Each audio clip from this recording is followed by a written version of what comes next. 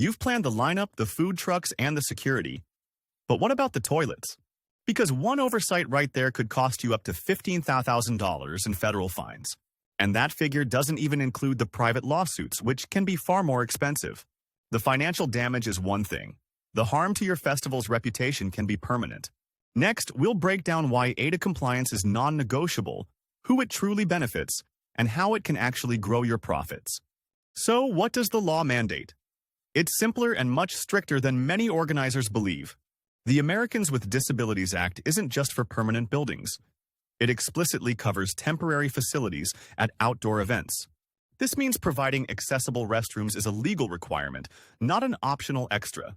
There is no gray area. Failure to comply triggers a direct chain reaction of risk. First, the federal government gets involved.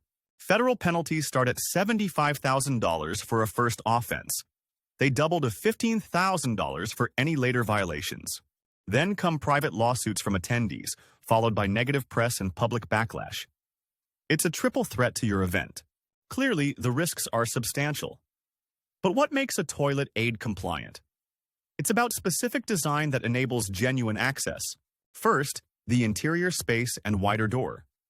This is a functional requirement for a wheelchair to complete a 360-degree turn for safe positioning. Next, reinforced grab rails and a specific toilet height. These provide critical support for stability, allowing a person to safely lower and raise themselves. Finally, true ground-level entry.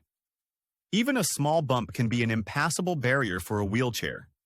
This feature ensures independent entry. This design obviously serves wheelchair users, but its positive effect is much wider. So who are the unexpected beneficiaries of these features? All these elements work together to give users one thing: independent access. The ability to use a restroom without help is fundamental to dignity. So, who else benefits? The list is longer than you think. It starts with anyone using mobility aids like walkers or crutches. Think about parents with strollers or managing small children. The extra space turns a stressful moment into a manageable one. Consider caregivers who need to accompany someone requiring assistance. The larger area allows them to help comfortably and privately. And frankly, they benefit anyone who just wants more room. Proper placement can even help reduce lines for standard units. So it's not just an accessible toilet, it's a universally useful toilet. But the advantages go even deeper, to disabilities you can't see. Many attendees live with hidden disabilities like Crohn's disease or chronic pain.